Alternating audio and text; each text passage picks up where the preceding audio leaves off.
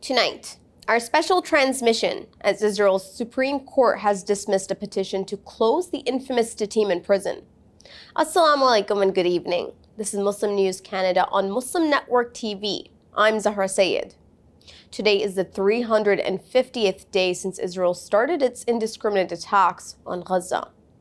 In the past 24 hours, Israeli airstrikes have killed at least 28 Palestinians. A strike on a residential home in the Al-Daraj neighborhood has killed 7 Palestinians and wounded several others.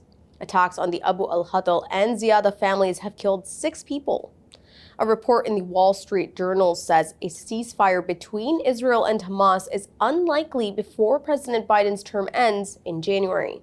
This contradicts the Biden administration's statements of significant progress. Washington previously indicated that 90% of an agreement had been reached. The death toll from Israel's war is staggering. At the time of writing, at least 41,272 Palestinians have been killed by Israeli strikes. 95,551 have been wounded. A report in the British medical journal The Lancet estimates that Israeli actions may have killed 186,000 civilians. Israel faces accusations of genocide at the International Court of Justice for its actions in Gaza. The United Nations has reiterated its expectations that member states adhere to all resolutions. This includes a recent General Assembly call for Israel to end its occupation of Palestinian territories within a year. United Nations spokesman Stephane Dujarric says the resolution is quite important. He says Secretary General Antonio Guterres will report on its implementation. Israel and Hezbollah have intensified cross-border exchanges. Hezbollah has fired over 150 rockets into northern Israel. The surge in violence comes after pager and walkie-talkie blasts killed 37 civilians in Lebanon earlier this week. Nearly 3,000 are injured.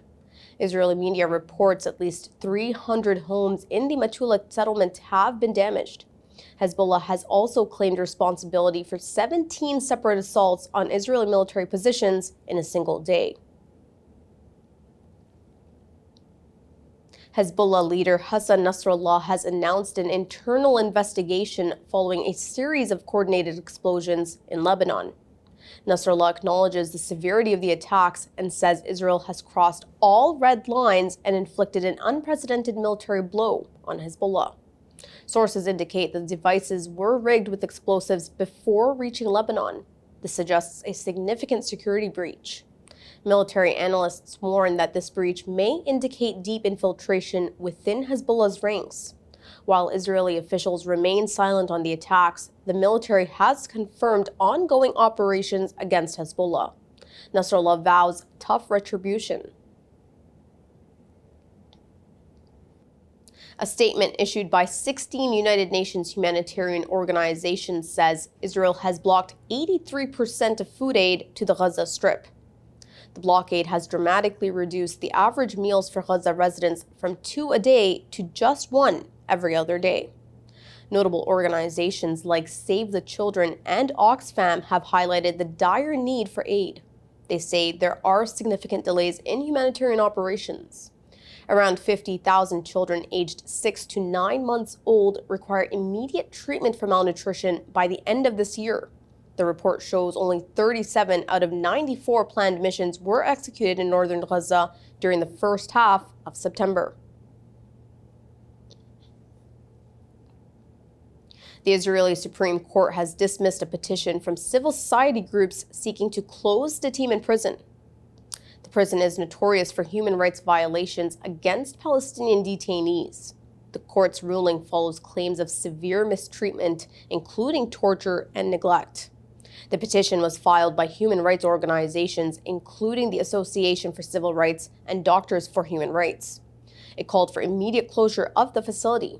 The court has rejected the request. However, it has demanded that the state comply with the legal standards in handling detainees. Public outcry escalated after leaked footage in June revealed the sexual abuse of a Palestinian detainee by Israeli soldiers. The footage showed the men taking the detainee to the side of the room and hiding behind shields as they took turns to rape him. The detainee later died of his injuries. In July, Israel's Attorney General demanded Israel close the detention camp immediately, following the right group's petition. Israeli soldiers have been filmed throwing the lifeless bodies of Palestinians from a rooftop in Qabatia in the West Bank. The footage has been widely shared on social media and has drawn international condemnation. The bodies were discarded following a military raid that resulted in the deaths of at least 7 Palestinians. The Israeli military acknowledges the actions captured in the video are inconsistent with the army's values. An investigation has been launched.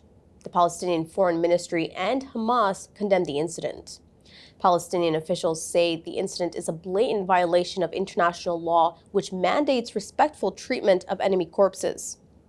The incident has raised urgent questions about the conduct of Israeli forces.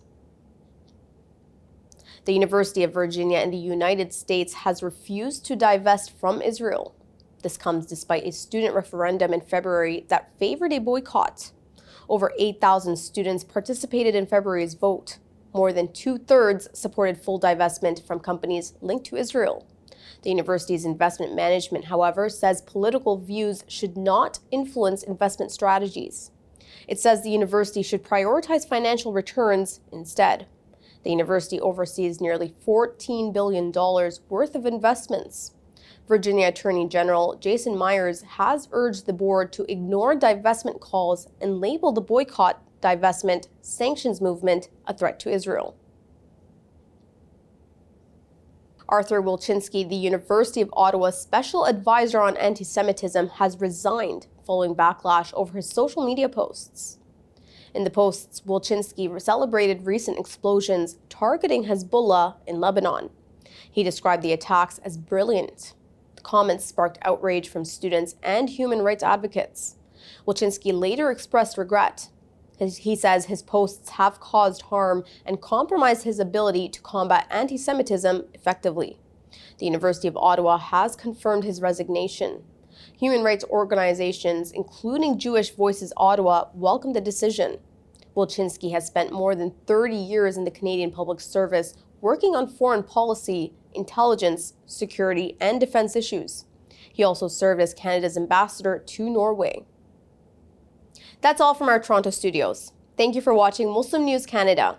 We are a community channel dedicated to bringing you stories you can trust. Please like, share, and subscribe to our content.